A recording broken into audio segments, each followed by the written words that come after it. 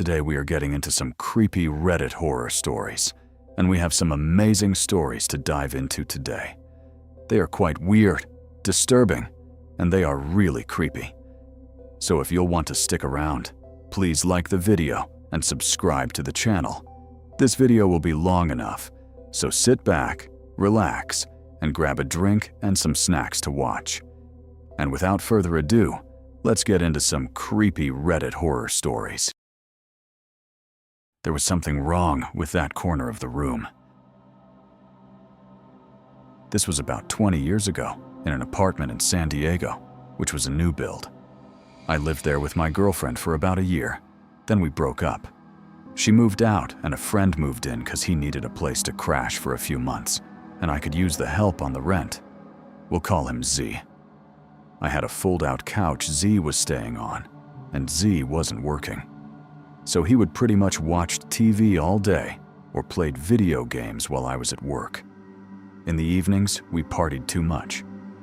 Z would always complain that he couldn't sleep and would always find himself awake in the middle of the night staring up at one corner of the room.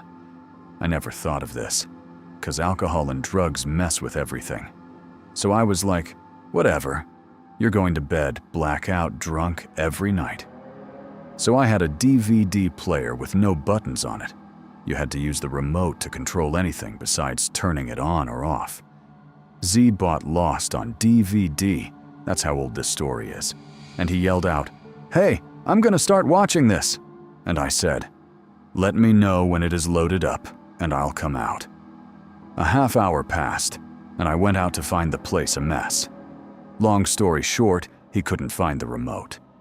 We then collectively tore that place apart. We spent nearly 2 hours looking everywhere for the remote. Since we drank a lot, we even checked our cars, the dishwasher, and pockets in jeans that were in laundry baskets, literally everywhere. Since Z was staying on a pull-out couch bed, we of course took that all apart, and it wasn't there. At this point, we felt defeated and agreed to go buy a new DVD player to watch Lost. We put the house back together and were sitting on the couch side by side, and I knew it was a long shot, but I thought. I didn't check the freezer, even though we checked the fridge. So I said, "Hey, let me check one last place." Went to the freezer. Not there.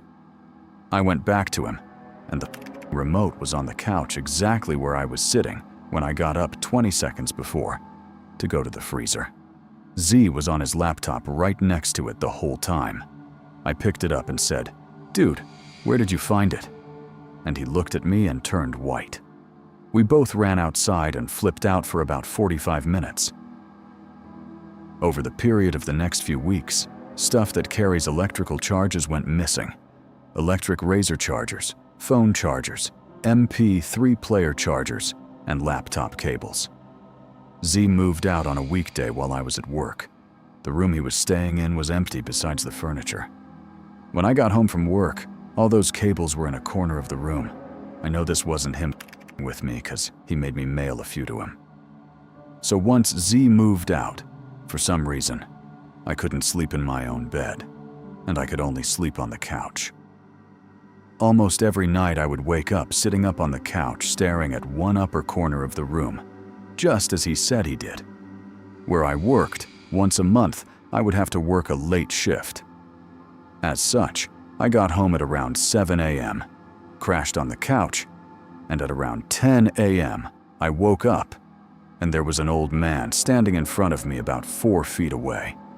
I played it off as if I was just tired and dreaming, but I stared at him for about a minute and realized I was awake. He wasn't dressed like an old man either. He was wearing a t-shirt, sneakers with socks that went to his calves, and a baseball cap. After about 3 minutes, he, in an unnatural way, turned to look at me, made eye contact, then took a few steps and disappeared. I flipped out, and while I planned to move out of there in 2 weeks, was gone in a few days. I have many more stories like this, but this one carries the most weight, so I wanted to share it with the sub while I was on my computer and could type. That time, I think I met a serial killer. Back in the early 2000s, when I was in my late teens, I had a rocky relationship with my mother, and she kicked me out a lot, or I'd just storm out. So I spent a lot of time aimlessly roaming the streets, often at night. One night, I was walking up the hill towards home. It was late, like 2 a.m. or something, so the street and road were empty.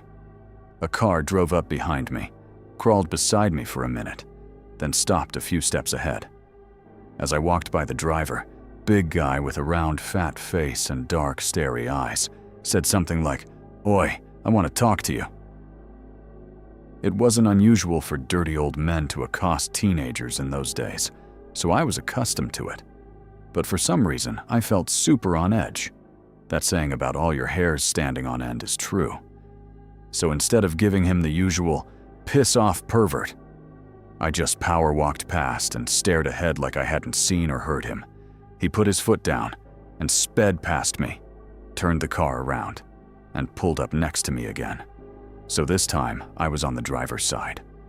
I backed up 2 steps and half ran across the road, looking at my house up ahead thinking, shit, I need to get back over that side.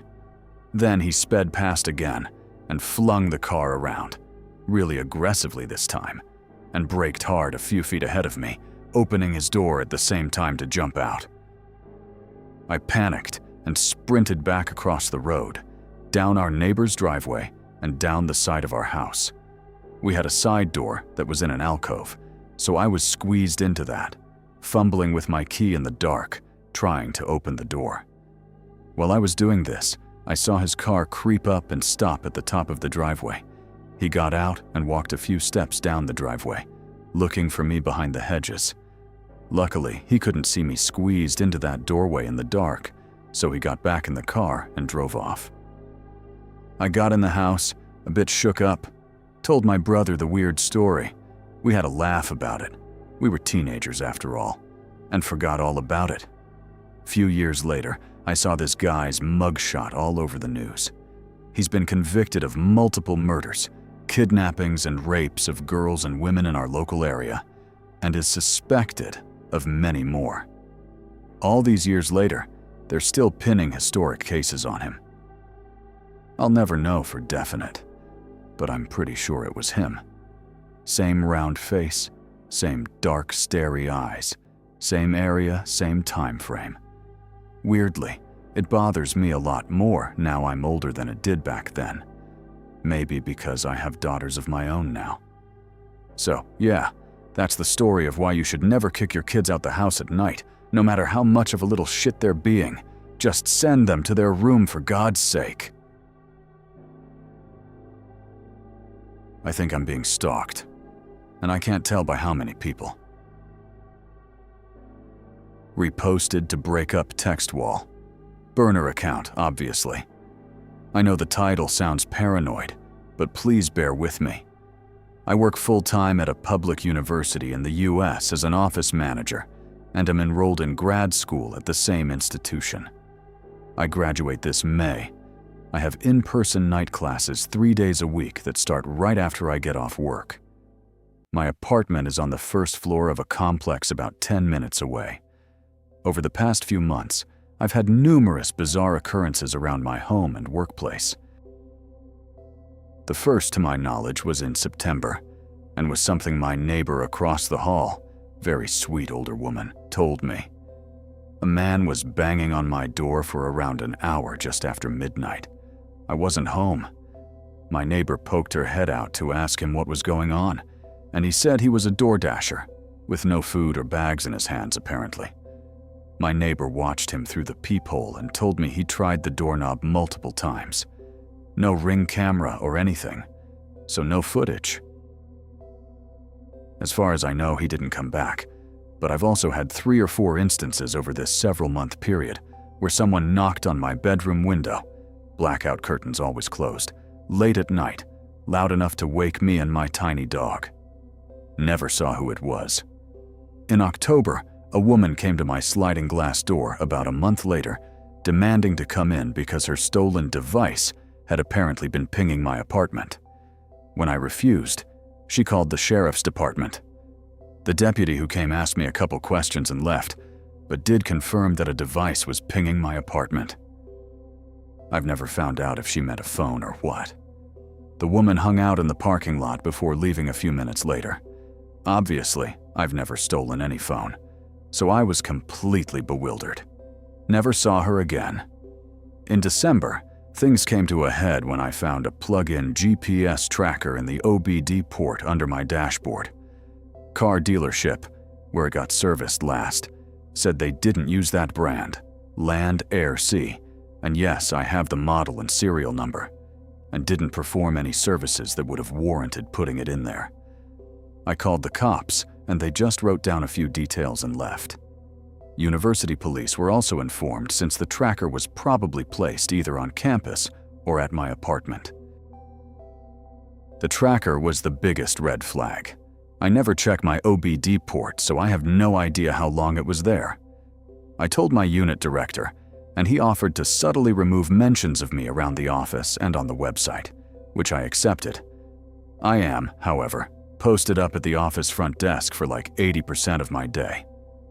This past Tuesday, right before I left for lunch, a middle-aged man came into the office wearing a hairnet, surgical mask, hoodie, and sunglasses.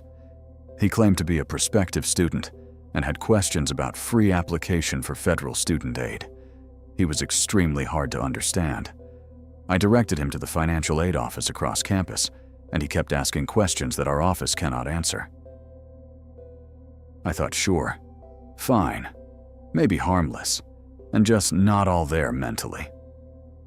He walks over to our coffee machine, not for communal use, by the way, but I didn't want to be and just starts making coffee. He's still there when I leave, and one of my staff watches the desk while I'm out. When I return from lunch, he's gone, but walks in after me a few minutes later and just sits in the lobby on his phone before getting up to leave almost immediately. I was off work Wednesday and Thursday, so I came in Friday. I felt like giving my mostly undergrad staff a break, so I gave them permission to head home early, inadvertently leaving me alone in the office. The man came back wearing the exact same clothes, mask, hairnet, and sunglasses within 5 minutes of the office clearing out. Our office is technically open to the public, but isn't really public-facing, and he had no reason for being there, especially that late in the day. He came in, barely acknowledged me, and said he was going to bring back bottled water for our coffee machine. He left again. I'm very creeped out by this, so I messaged my director, working remotely, and he got an IT guy from the adjacent building to come over with his laptop to keep my company. I explained the situation, and he said he'd stay with me till close. He settles in my director's office just around the corner, but it still looked like I was alone. The man does come back without water and leans against the desk trying to start a conversation with me. IT guy comes around the corner and stands between me and him, and he quickly changes the subject and asks about financial aid again, for the 4th time in as many days, before being directed away and leaving immediately. I'm strongly considering informing campus police about this. Like I said, they already know about the tracker. I have had problems in the past during my undergrad years at a different institution, with men and a woman being creepy towards me, but nothing to this level. I have no idea what to do. I can't tell what's isolated and what's connected. My family lives an hour away and has been no help at all. I have a sinking feeling that things are going to escalate. Well, if you enjoyed this video, make sure to check out the other stories here on the channel, and do not forget to leave a like. It really helps the channel, and it helps the next video come out even sooner.